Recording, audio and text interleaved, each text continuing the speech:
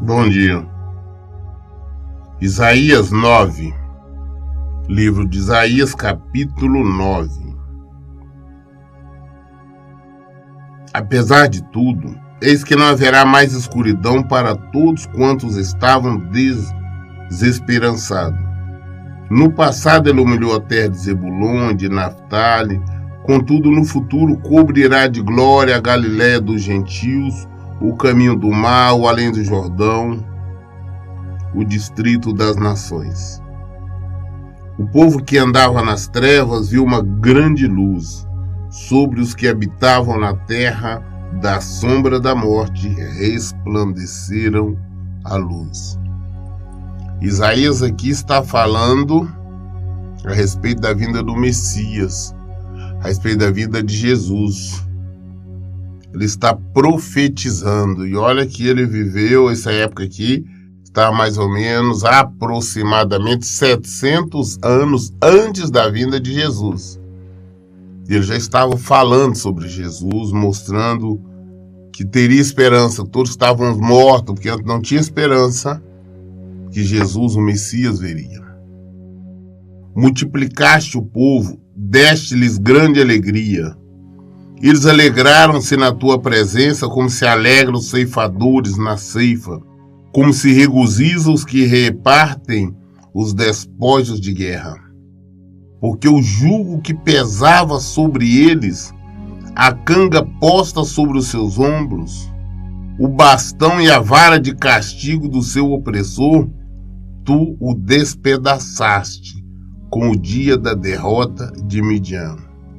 Em verdade, toda bota de guerreiro usada no combate, toda veste revolvida em sangue serão queimadas como lenha no fogo. Afinal, um menino nos nasceu, um filho nos foi concedido, e o governo está sobre os seus ombros. Ele será chamado Conselheiro Maravilhoso, Deus Todo-Poderoso, Pai Eterno, Príncipe da Paz. Ele será descendente do rei Davi. O seu poder como se multiplicará sobremaneira, e haverá plena paz em todo o seu reino. As bases do seu governo serão a verdade e a justiça, desde agora e para o sempre. O zelo de Deus, o Senhor dos Exércitos, fará com que tudo isto se realize. Ele falando sobre a vinda de Jesus, que viria para nos libertar do peso do pecado, esse jugo do pecado que antes estava sobre todos nós, que Jesus viria. Deus enviaria. Seria o príncipe da paz, o conselheiro maravilhoso, o príncipe da paz, né? E que ele levaria todo o nosso pecado. Esse menino nasceu.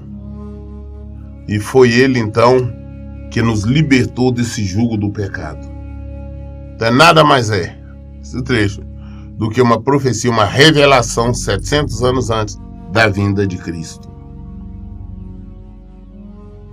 O Eterno enviou uma palavra contra Jacó, e ela caiu sobre Israel. Todo o povo teve conhecimento desta palavra, isto é, Efraim, os habitantes de Samaria, que na arrogância e na altivez do seu coração exclamam: os tijolos caíram, mas nós ergueremos tudo de novo com pedras lavradas. As vigas foram feitas de figueira brava, foram derrubadas, entretanto nós a trocaremos por cedros.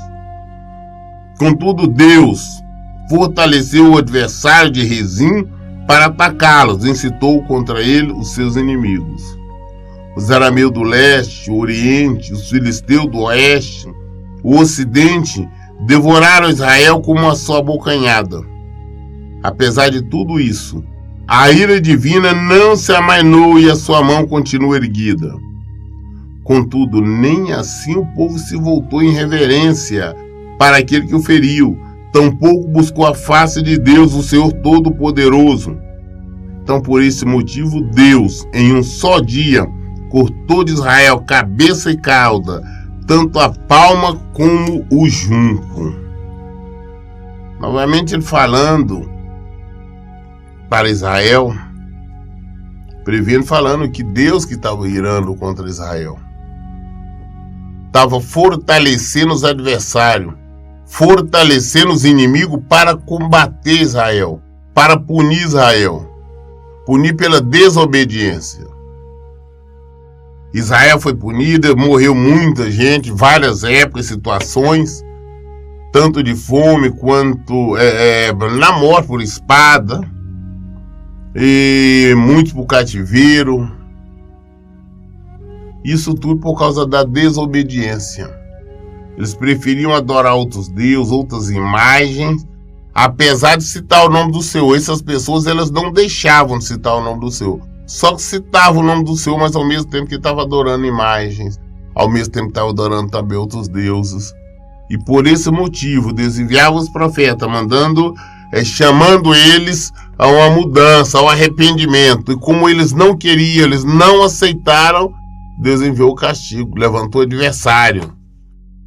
E esses adversários, por mais que Israel combatesse, sempre iam ser derrotados. Porque Deus estava do outro lado, era o próprio Deus que estava lutando contra eles. Assim também acontece em nossas vidas. Às vezes nós somos derrotados em várias situações, em várias áreas da nossa vida. E não sabemos por quê. Eu não consigo ir avante no trabalho, eu não consigo resolver nada na área sentimental, na área familiar, na profissional, e não sabem por quê. Porque você tem contra você Deus. Quando Deus está fortalecendo os nossos adversários, nós não conseguimos ir avante. A única maneira de nós mudarmos isso é nós voltarmos para o Senhor, nos rendermos a Ele e virmos praticar a Tua palavra, praticar o Seu Evangelho. Caso contrário, seremos derrotados sempre. Ora, as autoridades e os líderes são a cabeça. Os profetas que ensinam inverdades são a cauda. Aqueles que guiam este povo são os mesmos que desorientam, e aqueles que são guiados deixam-se seduzir e ser conduzidos ao erro. Por esta razão, o Eterno já não tem prazer nos teus jovens, não tem mais compaixão dos seus órfãos, nem das viúvas. De fato, são todos uns ímpios e malfeitores. Toda boca prefere insanidade. Com tudo isso, a sua ira não se arrefeceu e a sua mão continua erguida. Da mesma maneira que vive hoje muitos templos, muitas pessoas, acontecia naquela época. Hoje nós encontramos várias pessoas que se dizem pastores, profetas, se dizem bispo, apóstolo, qualquer outro título eclesiástico, mas ensinando o povo de maneira errada, ensinando o erro, ensinando inverdades. Esses que estão ensinando essas inverdades ao povo, e o povo também está buscando isso, é porque eu quero, porque quero, porque é uma palavra de consolo, que é uma palavra de autoajuda, e não querem a verdade. Por esse motivo, todos dois são punidos, tanto os pregadores que ensinam a mentira, como aqueles que vão atrás desses pregadores, desses templos, dessas congregações, buscar a mentira, buscar palavras de ânimo, quando não vem buscar o Senhor. Porque nós temos que aprender a buscar o Senhor. Ele nos ensinará. Ele é que nos coloca à frente. É Ele que vence as nossas batalhas. Mas para Ele vencer, nós temos que estar nele. Caso contrário, Ele se levantará contra nós. Muitos pregadores hoje se dedicam a falar sobre dinheiro, sobre prosperidade, sobre os milagres rápidos, milagres urgentes, mas não pregam o evangelho verdadeiro, não chamam o povo ao arrependimento. O povo lota esses templos em busca somente de palavras mentirosas, não do evangelho. Então, não somente os pregadores, mas também este povo serão todos punidos, porque assim o Senhor diz. Porquanto a impiedade queima como fogo, consome roseiras bravas e espinheiros, acendeu os matagais da floresta, provocando imensas nuvens de fumaça. Em virtude da ira de Deus, o Todo-Poderoso, a terra foi ressecada, e o povo todo será como a lenha no fogo. Ninguém terá compaixão do seu próprio irmão. Acontecerá que um homem devorará a sua direita, mas a fome permanecerá. Então começará a esquerda, mas também não ficará satisfeito. Todos chegarão ao ponto de comer a carne do seu próprio irmão. Manassés devora Efraim, Efraim contra Manassés, e ambos se voltarão contra Judá. Apesar de tudo isso, a ira divina não se arrefeceu e sua mão continua castigada. Fome, como veio fome, nós temos que falar sobre isso. A palavra do Senhor falou que viria fome, e uma fome terrível sobre o povo. E veio, e nessa fome o povo já estavam comendo carne humana, porque não tinham que se alimentar. Mas mesmo assim, não foi que Deus não queria, não. Deus assim queria, Deus puniu o seu povo, Deus castigou. Ah, não, porque o povo está no desespero, Deus vai parar, não. Deus, antes de ser amor, Ele é juízo, Ele é justiça. E assim com todos nós. Então vamos nos examinar, vamos examinar a nossa situação, vamos examinar o que nós estamos vivendo. Isaías capítulo 10. Ai daqueles que promulgam leis iníquas e todos que elaboram decretos opressores, a fim de privar os pobres dos seus direitos e evitar que os oprimidos do meu povo tenham pleno acesso à justiça, transformando as viúvas em presas de suas ambições, despojando os órfãos. Pois bem, que farei no dia do castigo, quando a destruição vier de um lugar distante, mas certeira? A quem correreis em busca de abrigo e socorro? Onde deixarei as vossas riquezas, para não ter de vos arrastar humilhantemente entre os prisioneiros, para não cair dentre os cadáveres? Mesmo assim, a ira divina ainda não se desviou, sua mão continua, pois, estendida para punir. Deus não gosta, não aceita. Assim como naquela época o povo criavam leis, né? Para beneficiar eles, os ricos. E essas leis iam contra o pobre, tiravam o direito do pobre. Então o pobre, na verdade, não conseguia nada diante da justiça, porque eram leis favoráveis à extorsão, ao roubo. Deus falou, não, o castigo vai vir agora, e aí? Todos vão cair, vão perder tudo. A riqueza que eles tanto fizeram para almejar, fica tudo para trás. O adversário leva embora. Leva e leva também a vida dele, leva a vida de familiares. Isso porque Deus está contra. Às vezes nós estamos lutando contra Deus, nós não sabendo. A única maneira que nós temos de fazer as pazes com Deus é nos rendendo a Ele, é nós vivendo a Tua palavra, é nós vivendo o Teu Evangelho, é vivendo tudo aquilo que Ele exige de nós. É praticar a santidade, que se ela nós não veremos Deus. Vemos sim Deus agir de maneira contrária, mas é a justiça dele. Agora falando contra a Síria. Ai da Síria, a vara da minha ira, em cujas mãos está o bastão do meu juízo. Deus estava usando a Síria para punir Israel. Como ele disse aqui, é a vara da minha ira. É o bastão, a Síria está sendo como uma ferramenta para punir Israel. Mas também, como elas ultrapassaram os limites, também vão receber punição. Assim como na época da Babilônia. Deus o levantou para punir os judeus, mas também como eles fizeram muito mais além, muita covardia, muita maldade, eles também receberam a punição. É que ele diz: ai da Síria, a vara da minha ira, em cujas mãos está o bastão do meu juízo. Eu envio contra uma nação ímpia, contra um povo que me enfurece a cada dia mais, a fim de saqueá-lo e despojar-lhe todos os bens, e para pisotear-se como se pisa as lamas da rua. Mas o rei da Síria deseja muito mais do que isso. Ele tem os seus próprios planos. Só pensa em conquistar todas as nações ao redor e destruí-las completamente. De fato, ele proclamava: porventura não são rei todos os meus príncipes?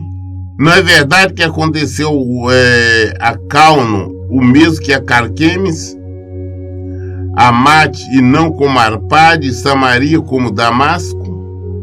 Assim todos esses reinos de Elidim, idólatra, foram conquistados por minha mão, reinos cujas imagens esculpidas dos seus ídolos eram mais numerosas que a de Jerusalém e Samaria.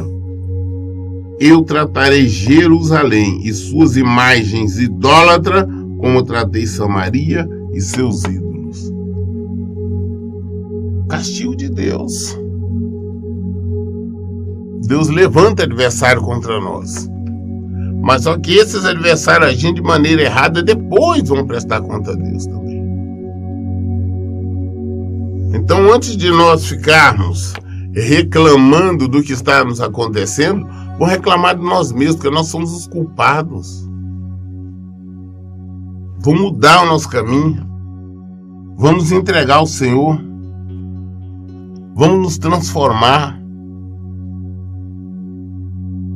Porque só Ele pode nos transformar em vencedores ou derrotados. Tudo depende da nossa obediência ou desobediência. Quem levanta adversários, quem levanta inimigos para nós, é o Senhor nosso Deus, é o nosso Pai. É Ele. E isso em virtude da nossa desobediência. Pois bem, quando o Eterno concluir toda a sua obra no Monte Sião, e em Jerusalém ele exclamará: eis que castigarei o rei da Síria por causa da sua arrogância, sua arrogância teimosa, do seu coração orgulhoso e da maneira como vê tudo com altivez. Porquanto ele diz com soberba: com o poder do meu braço eu fiz, e com a minha inteligência, porque tenho sabedoria. Removi os limites das nações e despejei as suas riquezas. Como invencível, subjuguei os seus planos. Como se estica o braço para com a mão agarrar um ninho, assim estiquei o braço para pegar as riquezas das nações, como os que lhe colhem ovos abandonados pelos campos. Deste modo, tomei toda a terra, não houve ninguém que conseguisse bater as asas em tempo hábil, nem de que um desse um pio.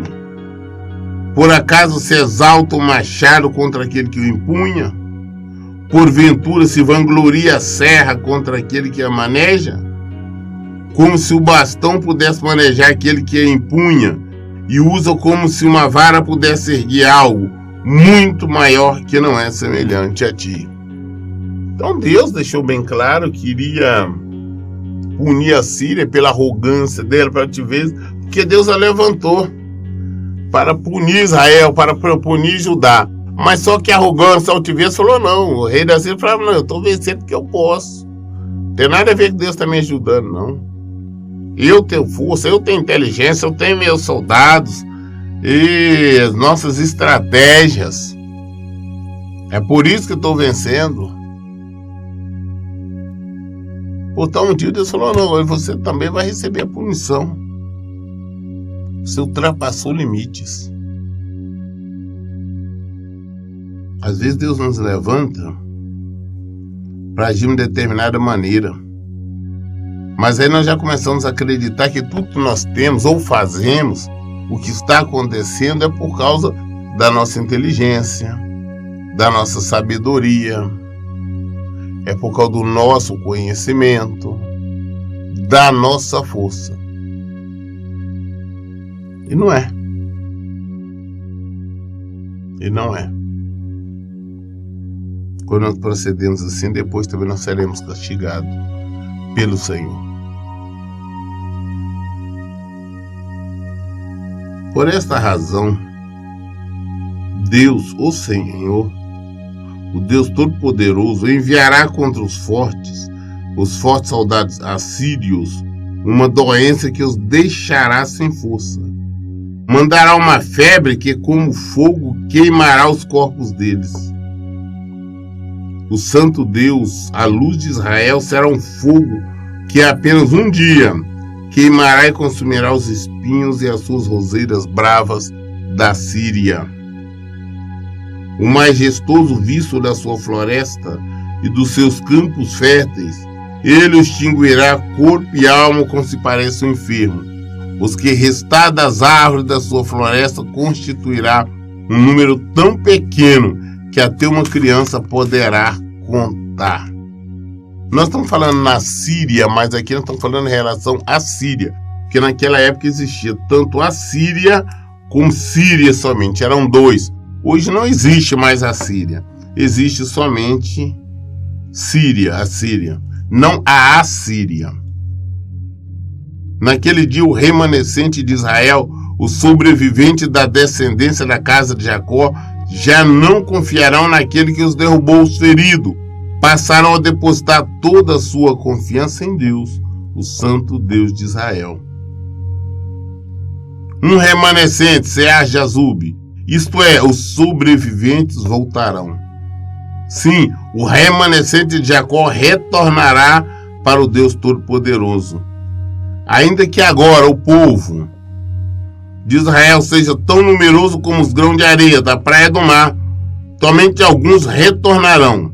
Deus já decidiu exterminar todo o povo. A justiça virá transbordante como se fosse uma inundação. Pois o Eterno, o Deus Todo-Poderoso, já determinou destruir todo este país. E ele fará o que ele decidiu fazer. Deus decidiu, falou que queria destruir totalmente Israel e Judá. Ele decidiu e aconteceu. O povo foi para o cativeiro. Poucos retornaram. A maioria morreram, ficaram por lá mesmo. E aqueles que voltaram na época, reconheceram quem era Deus, reconheceram que era Deus que estava agindo. Mesmo que por um curto período de tempo. Logo depois voltaram-se as práticas erradas, voltaram a agir de maneira errada. Mas eles, no início, todos eles que vieram para Jerusalém, estavam buscando o Senhor. Depois de ter passado, submetido a ser um castigo terrível. Nós seremos submetidos também a esse castigo. Nós podemos passar todo tipo de coisa. Da mesma forma passaram com eles, passaram.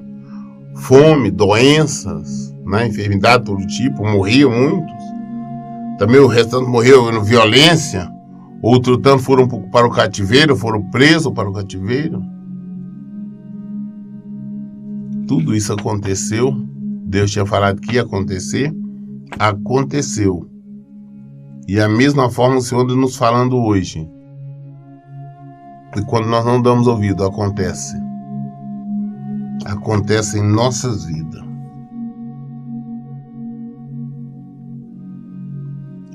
Naquele dia, o remanescente de Israel, o sobrevivente da descendência da casa de Jacó, já não confiarão naquele que os derrubou feridos.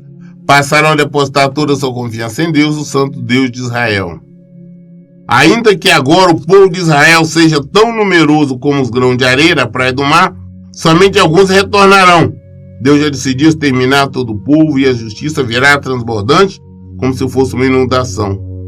Pois o Eterno, Deus Todo-Poderoso, já determinou destruir todo este país e ele fará o que decidiu fazer. Portanto, o soberano Deus, o Senhor dos Exércitos, declara: povo meu, que habita em Sião, não tenha medo da Síria. ela te fere com seu bastão, ela levanta contra ti a sua vara, como fez o Egito. Contudo, aguarde só mais um pouco de tempo, e o furor chegará ao fim. Então a minha ira promoverá a total destruição deles. O Senhor dos Exércitos castigará severamente, mediante chicote, do mesmo modo como fez quando feriu Midian na rocha de Horebe. Ele erguerá o seu cajado contra o mar, como fez no Egito. Assim, naquele dia, a carga será removida dos seus ombros, o seu jugo de sobre o seu pescoço. O próprio jugo se despedaçará com corpulência da sua força. Assim como a Síria foi levantada para punir Israel, Deus também falou, não, vocês não precisam se preocupar não, que a Síria vai pagar o preço. Vocês não precisam se preocupar porque a Síria, ela vai prestar conta das extravagâncias, da maldade que estão praticando contra vocês, dessa soberba. Eu vou puni-los. Nós temos tudo que olhar, entender, compreender a palavra de Deus. Eu tenho dito muito isto. Quando Deus deu a terra, Canaã, para os hebreus, Canaã era habitada. Então, a terra que era habitada, tinha povos, os jebuseus, os heveus, todo aquele povo. Mas por que Deus deu? Porque era um povo que era desobediente, um povo que adorava todo tipo de deuses, imagens e tudo mais. Então Deus os desalojou e deu para os hebreus. Mas só que os hebreus assumiram a posse da terra, também se desviaram e começaram a fazer o erro. Então Deus também trouxe a punição para eles. Porque se Deus passasse a mão na cabeça, Deus não seria Deus. Era um Deus injusto, não era um Deus verdadeiro. E ele, antes dele ser amor, ele é justiça. Eis que eles invadem Aiate, passa por Migron, descarrega as bagagens e guarda os mantimentos em Micmas. Atravessa o vale e exclamam: passaremos a noite acampados em Geba. Ramá estremece, Gibeá de Saul bate em retirada. Erga tua voz e clama, ó habitantes de Galim, toda atenção, ó Laís, e tu, pobre Anato. Madmená está em fuga, o povo de Gebim esconde-se. Ainda hoje, os inimigos chegarão à cidade de Nob, sacudirão os punhos na direção dos montes das filhas, cidade de Sião, e a colina de Jerusalém. Eis que o eterno Deus dos exércitos desbastará a Ramade com grande força e violência. As árvores altivas e arrogantes serão derribadas, mesmo as mais altas serão lançadas por terra. Com teu machado, ele porá abaixo todas as árvores desta floresta. O Líbano cairá sobre a mão do poderoso. Parão falou, olha, assim como eu fui com Israel, vou ser agora com a Síria. Vou destruir os arrogantes, os soberbos, este povo que achavam que tinha força, que a força era deles, que eles tudo podiam. Deus falou, não. Vocês foram chicote somente. Deus usou isso como instrumento. Um chicote para punir Israel, para punir Judá. Mas agora, como eles ultrapassaram o limite, o Senhor agora está dizendo, eu vou punir vocês. E a punição de Deus veio sobre a Síria.